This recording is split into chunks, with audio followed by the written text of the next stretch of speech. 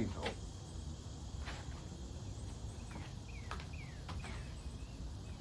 I know you chilling, big dog, but I don't like wasps, man. They're a beautiful creature, but I don't like wasps.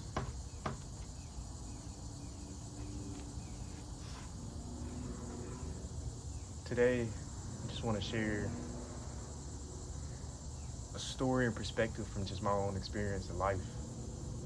Something that I've gone through many times, and something that has taught me a lot of valuable lessons. And that is how not to lose yourself, but to choose yourself. And I'm gonna start off with a little story. So, not too long ago, I was in a relationship. Like, almost a year ago at this point now. But I thought that relationship was gonna be the one. You know, I had came off a season before meeting that person to where I really felt as though I truly knew self-love, as if I was truly choosing myself. And at times I was, and I really did feel that light. I did really feel that love and connection with myself and with Source, God around me.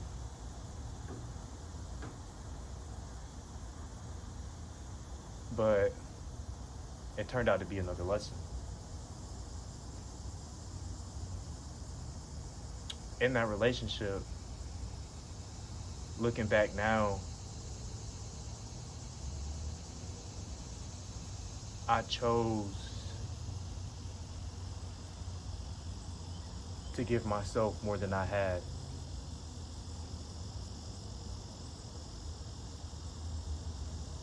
I made more time for others than I made more time for myself. I expended my energy in so many directions.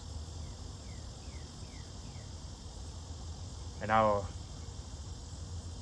was hoping that the person I was with would have been able to pour into me as I poured into them. And you know, I don't fault that person. I don't hate that person. Still got love for that person. But now it's like the blinders are off to where I was choosing not to choose myself.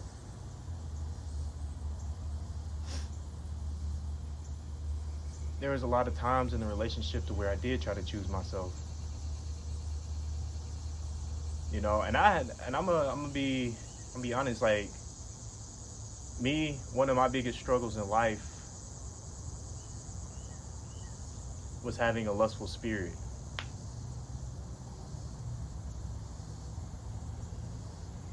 And I know where that stemmed from or where that came from, and I could break that down, but I'm gonna stay on topic here. But the way that I truly lost myself, like I said, was I was continuously choosing to pour into others who weren't pouring into me. And I can't knock that they didn't try, but it's the fact that I communicated who I am and the things that are necessary for me to be my highest self, to be my best self, in order to show up in that relationship as the best man I could be, for them and for myself.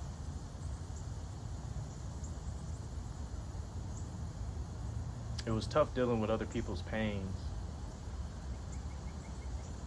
and wanting to see them heal, but them never choosing to heal themselves. I would describe myself as a hopeless romantic. Not even hopeless, I don't like saying that. A hopeful romantic. Growing up, I didn't have the best examples of love in my life. You know, my parents tried, but they both carried their own wounds that never healed, and it was shown through the relationship. It was shown through frustrations. It was shown through stresses that came and made it more difficult for them to just be and for them to even think about healing. And I'm so grateful to have lived through that as well, because it showed me what I didn't want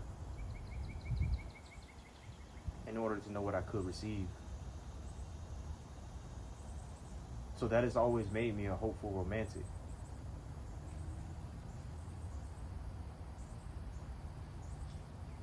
And that in itself has blinded me at times to where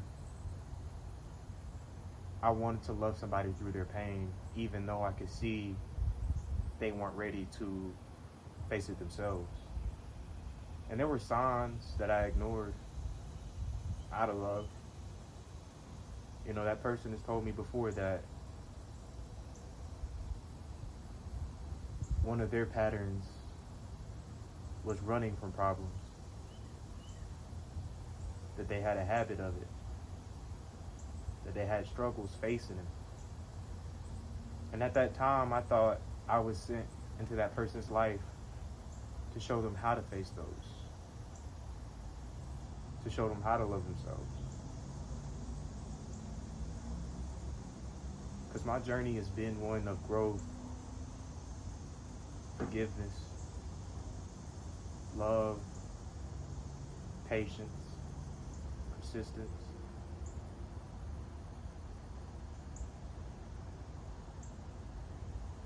All so that I may live a life of unconditional love, acceptance, accountability, and where I am, who I am, and where I want to be.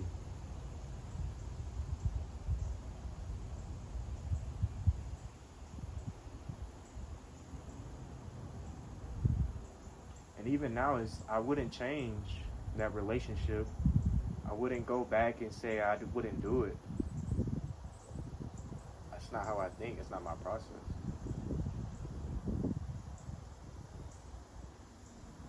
But if I could go back,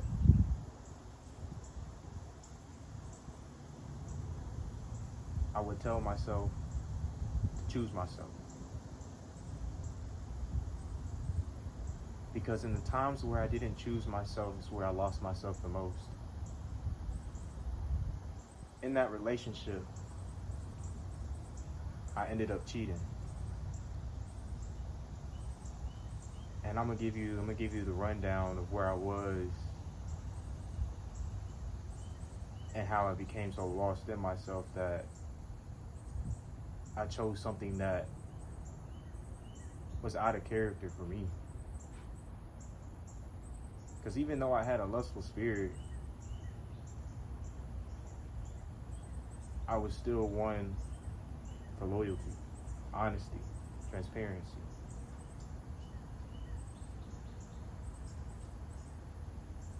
In that relationship, before I ever cheated, I did have multiple conversations explaining to that person,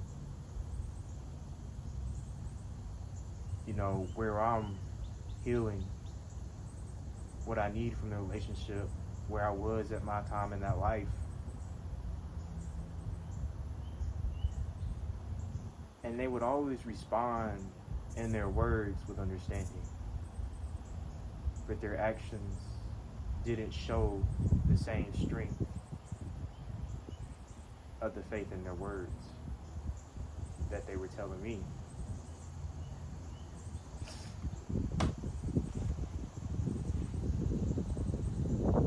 Before I cheated,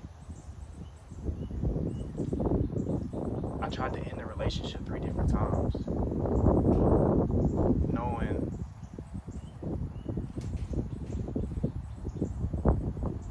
that I needed to find peace again because I had lost it.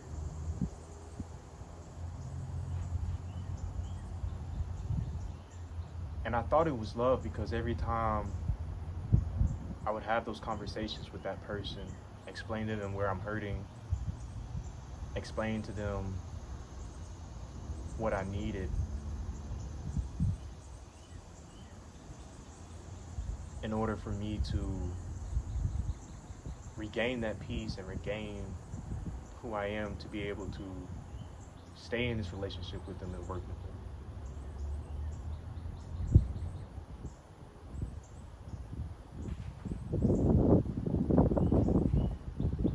And looking back, I know the best thing for me to do was walk away.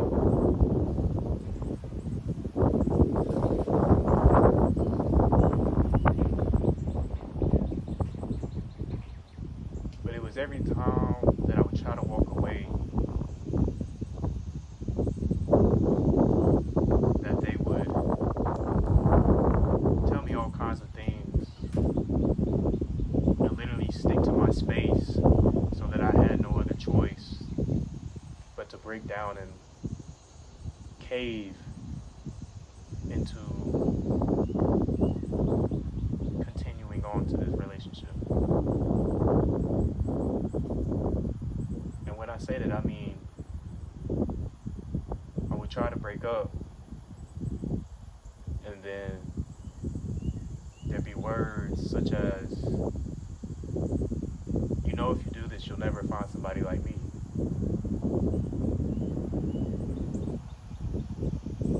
You know, I'm here to show you what unconditional love is like.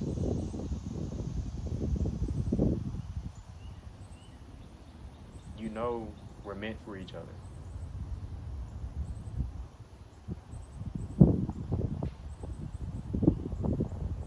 If I can't have you, I don't want anybody else. All these things and all those words made me question my intuition and question what I knew I needed to do.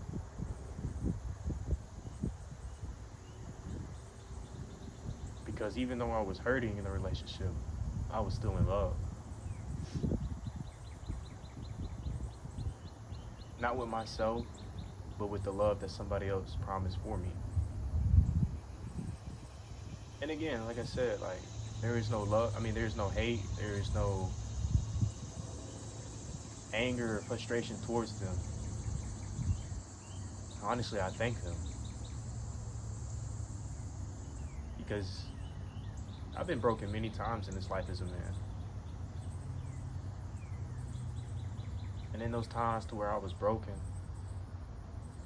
I was always left to pick up the pieces. And at times that made me feel so alone. That made me ask why. That made me wonder, what could I possibly be learning from all this? But now I look back and I have so much gratitude for those moments because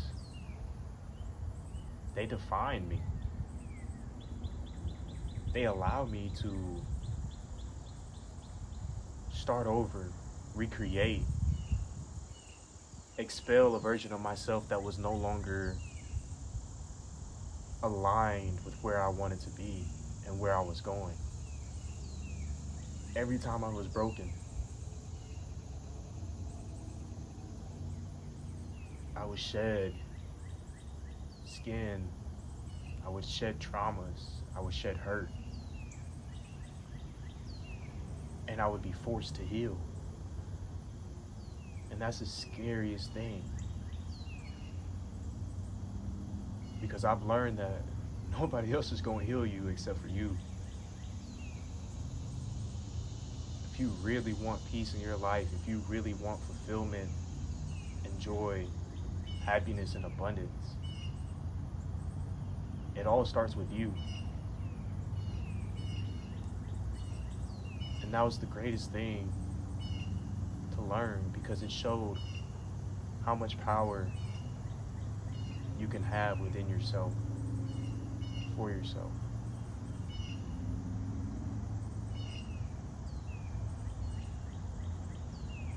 And I don't condone cheating in any way. For a long time, that fucked me up, or that messed me up. Because I was looking at this person as if they could have been my end all be all. I was thinking about marriage, I was thinking about kids.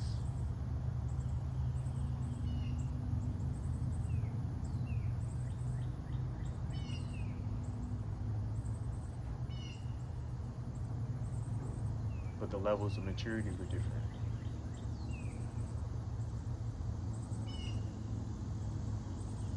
Cheating in that relationship set me back a long ways. It made me think I wasn't ready for love, which in a way was true.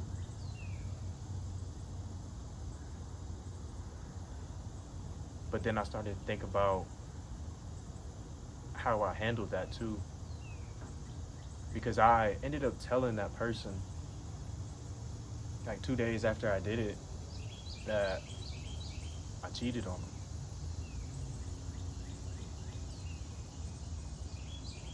Because truthfully, if you ain't picked up already, I'm a spiritual person. I don't do well with secrets. I don't do well with hiding things. I'd rather be free. I'd rather be transparent. I'd rather be honest. And that little bit, like I said, even though I don't condone cheating, that little bit showed me that I am not my action and I am not my past. And that I was allowed to make mistakes. And that I didn't have to be my mistake.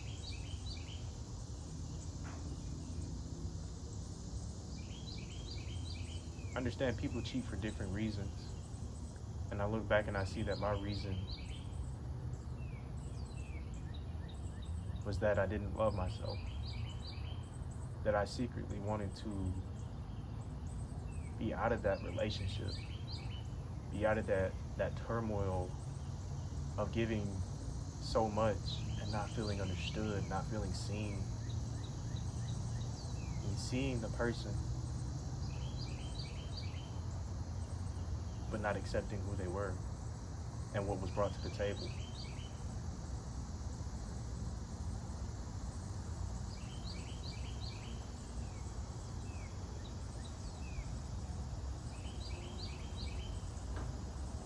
From my side of the story, it's like the things that I ignored were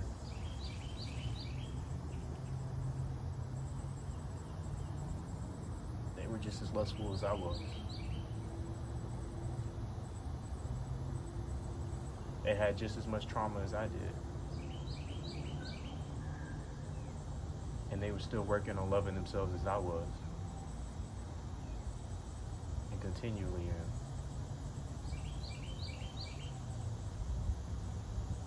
But what it came down to was accountability.